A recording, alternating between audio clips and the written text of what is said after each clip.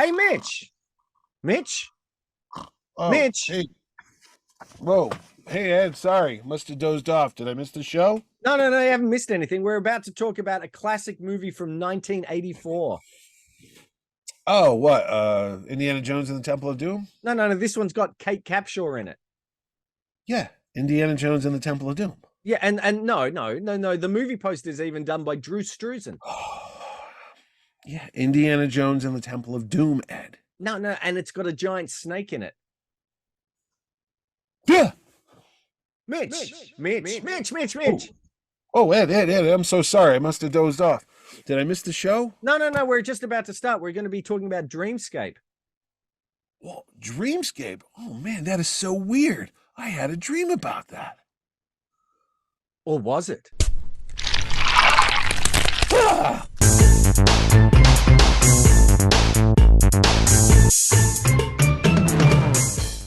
Hi, this is Ed Dollister. And this is Sleepy Mitch Halleck. And welcome to another exciting episode of Mitch and Ed's Excellent Adventure. If it's your first time here, thanks so much for joining us. If you are a regular viewer, thanks for coming back. Before we start today's topic, Mitch, how can you find out a little bit more about our show? Oh, Ed, it is easy as going to join a top secret sleep research facility and closing your eyes and then learning that you're going to have to assassinate the president in his own sleep.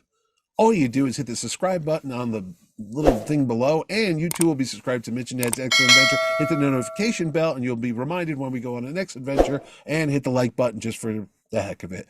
What are we talking about today, Ed? We are talking about, I don't know if it's a cult classic, but I don't even know if it's a classic, but it's a great genre pick from 1984 that on paper hit all the right notes.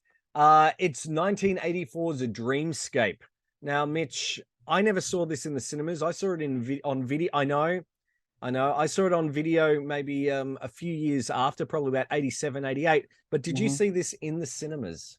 Not only did I see it in the cinemas, Ed, but I also wrote a review of it, knowing that we would talk about this 38 years later, in a magazine called Starlog Magazine. It's the issue that we'll see the cover right now that has Mr. Rutger Hauer on the cover and the film Lady Hawk, which was also coming out that year. But my review, which could be found in the letters column, talks about how I loved this movie. I saw it on opening day. I fell in love with the lovely Kate Capshaw, soon to be Mrs. Spielberg, and I thought Dennis Quaid did a fantastic job. Plus, there was creepy performances by the all-star cast that included Christopher Plummer, Max von Sydow, Eddie Albert as the president. Yes.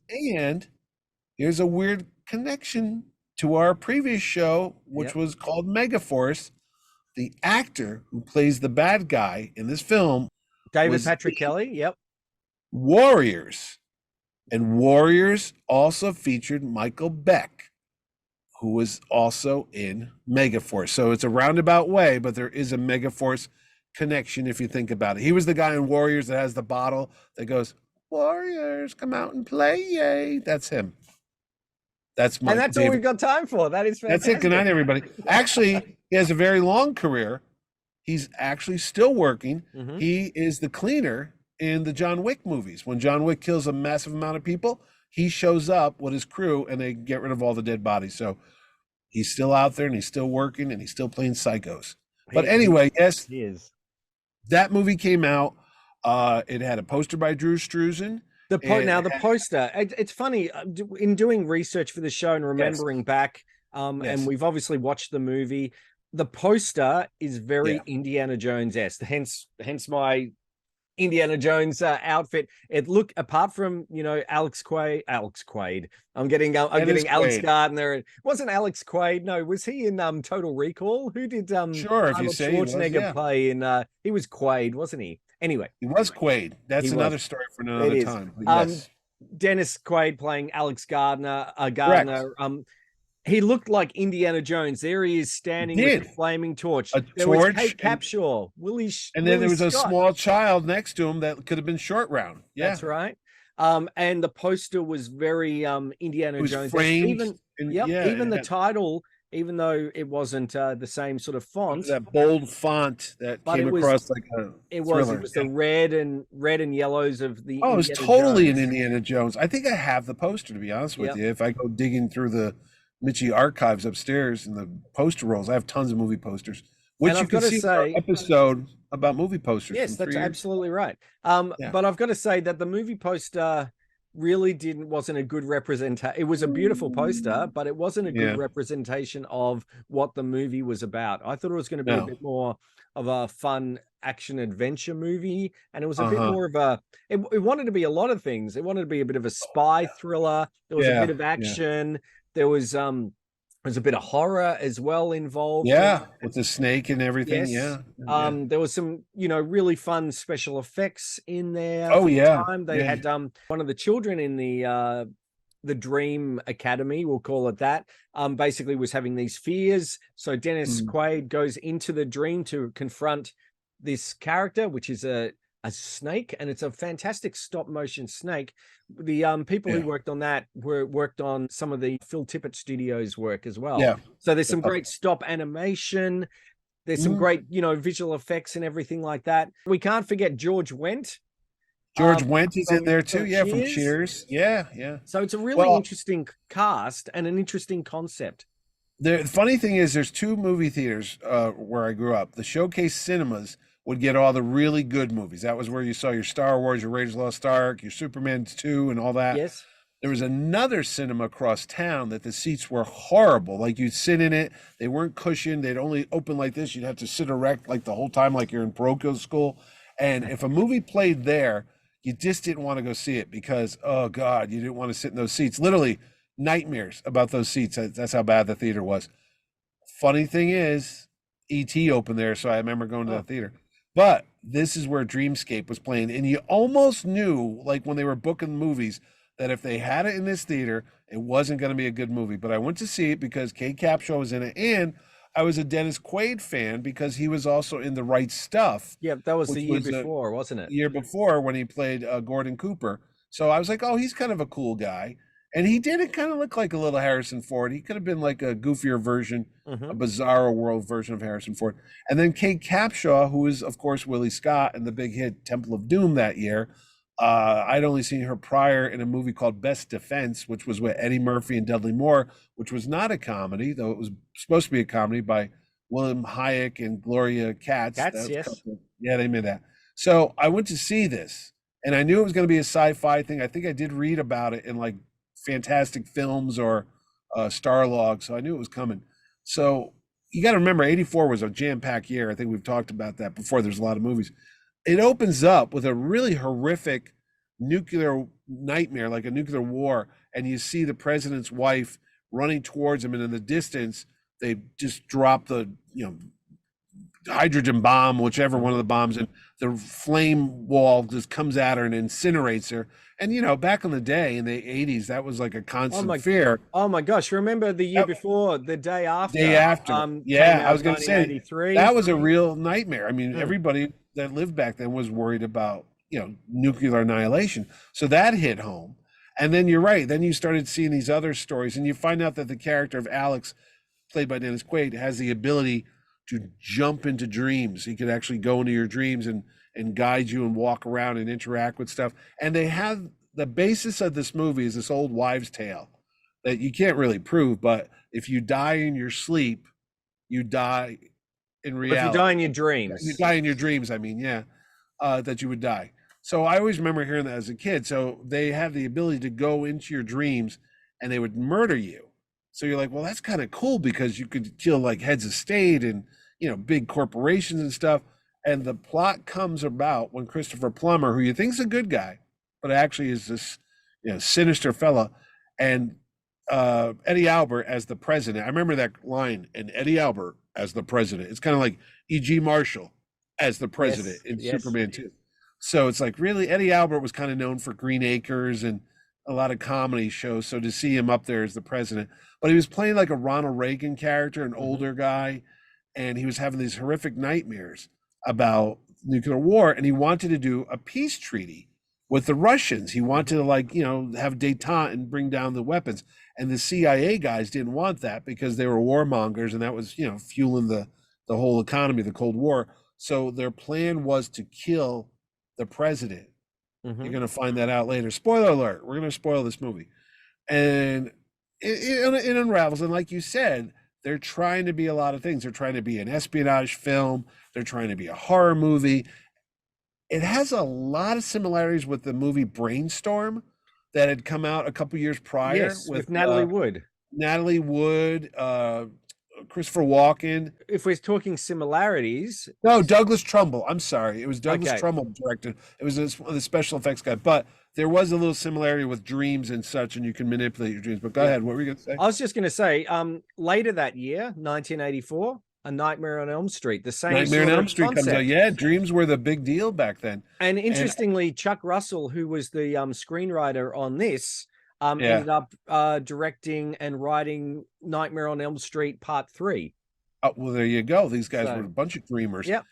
The funny thing about this too is Kate Capshaw's in it, and there's multiple versions of this movie. I do Mhm. remember that. I think, we forgot one of the biggest things because of Temple of Doom. Here's another connection. The MPAA, the Motion Picture Association of America, created a new rating, Mhm. PG-13.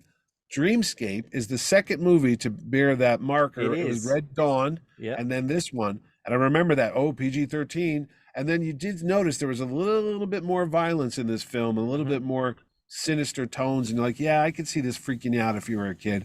So PG-13 was like that little middle ground between restricted rated R, 17 and up, and Yes. PG, which is parental guidance. So it Well, was this right in had a that bit of balance. this had like a heart being ripped out. Yeah, which another is heart what it- ripped out, which is Temple of Doom. We just did Sword and Sorcerer. Yeah. That was a big deal back then, ripping It people's was. hearts out. It Yeah. was, and it had a little bit of nudity in it. In Well, one, that's what I was going gonna to say. Yeah. I saw one version. There's a sequence where Dennis Quaid's character seduces Kate Capshaw, and they're on a train, Mhm. and she's wearing a summer dress, and he undoes her blouse, and they start making out. In the film in the theaters, you didn't see much. They cut away. It was edited and stuff. Then there was a version that came on cable, which was more adult. They had 30 seconds more footage where you saw more Kate Capshaw, like you actually saw her breast for like a minute. That's not the version that's out now. It's weird. I went to go watch it on Amazon, and it's back to the old one. They've cut that up. I don't know if it's because she's become Mrs. Spielberg since then, and she doesn't want people seeing ogling her body.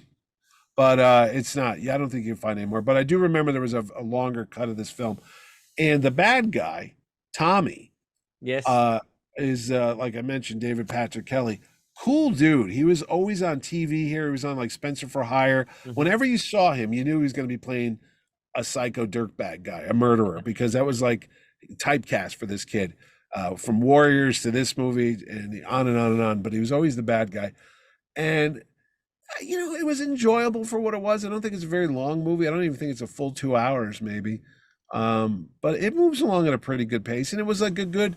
If you were home on a rainy Sunday afternoon. Mhm. And like 3 or 4 o'clock, and there was nothing to do, and this came on one of the pay cable things, HBO or something.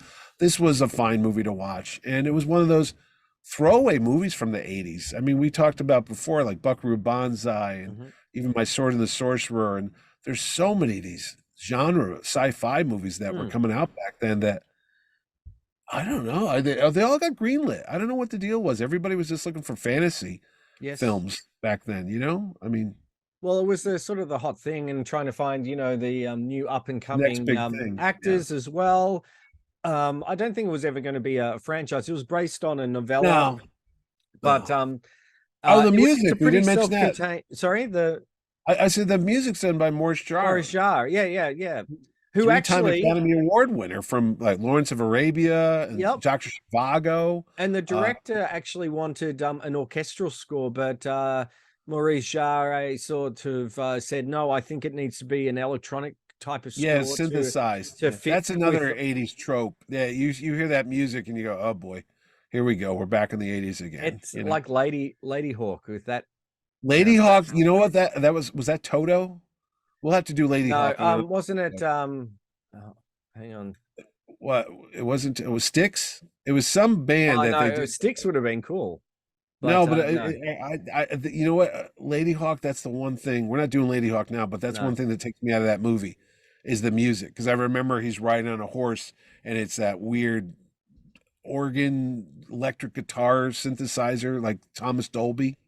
Yeah. maybe did the music. I don't know, but yeah, it had that sound in this film. But I thought it was a pretty good movie. I enjoyed it. Yeah, I remember look, seeing it in it theaters. cost about $6 million to make. It doubled its It budget. made It 12 made 12 million. million. Yeah. So it wasn't And a it did huge well. success, but I was gonna yeah. say it did well on VHS. I remember renting it years Yep. later. You could see it there. So yeah, no, Dreamscape was one of those forgotten gems.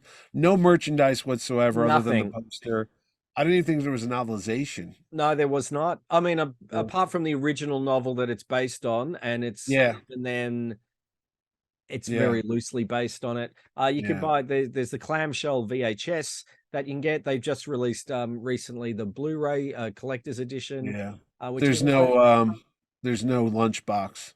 There's no no lunchbox, no no cards, action figures, no no bendy trading snake cards. figure. Though Well, the snake Arco, head was creepy. I remember that. It yeah, was kind of like, oh, it looked like something from the chess pieces yes, in Star Wars. You know, when they're fighting with the holograms, it yes, almost looked like that, the way it moved, and but because it was supposed to be a nightmare, so you can get away with the fact that it was a little stop motiony esque, type yeah. of But thing. I thought it worked pretty well. The It worked effects are well. Yeah. interesting. The way they go. I quite like the way they. I think that might have been the first time I've seen, or maybe they did it in Tron. But when they were going into like the dream, where you actually went into like a tunnel, and they Yeah. showed all the like going in the pipes. I think that's the first time I think I've seen that in a film, which is kind of cool. Hmm. And yeah, look, it's sort of a bit of a forgotten gem. It's available Yeah. also on Tubi. You can watch it for free. There you So go. it's available there. And it's definitely worth a watch, especially if you like Dennis Quaid and Kate Capshaw is always Capshaw. good Yeah. to watch. And they've got a really good chemistry, and there's quite a few twists and I'm turns pretty in it. sure she filmed this before Temple of Doom. She might have, yes. Yeah, because this is before her big star break coming Yeah. out. Yeah. But that's Dreamscape. It's worth watching. It'll We keep you might we awake might at look night. at maybe Brainstorm. I haven't seen that for years. I Brainstorm. don't Oh, think I saw that. there's a whole if we just want to do forgotten gems of the 80s, we could be here all day. I Oh mean, my there's gosh. everything from Outland, Remo Williams, Brainstorm. My God, we could just go on and on about movies that you never saw or heard of again Yeah. that are still out there. They're good, but I remember Jagged Edge was a movie. I remember that That's with Jeff Bridges, isn't it? Jeff Bridges. Yeah, yeah. Yeah. Never saw it again. No, there's many of those, but they're worth revisiting. So Dreamscape is certainly worth revisiting, as are some of our back catalog. In fact, all of them, especially Yeah. Megaforce. How can you find out a little bit more about what we've got on offer here at Mitch and Ed's Excellent Adventure, Mitch? It's as easy as closing your eyes, dozing off, and then stabbing your enemy through the chest with a big metal pipe, like they do at the end of the film. Spoiler alert, all you do is hit the subscribe button below, and you too will be joining the Mitch and Ed's Excellent Adventure army out there, and you'll be able to follow us into the next cinematic or television escapades as we review them and remember when, and also hit the notification button. And if that wasn't enough, hit the like button. That And would that's be it. I'm great. going back to bed. That's all right. This whole thing was a dream. It is. It is. It's a dream. Mitch. Oh, Ed. I had the weirdest dream, Ed, and you were in it, and Lois was in it, Yeah. and Harley was in it, and And what about this guy? Ah!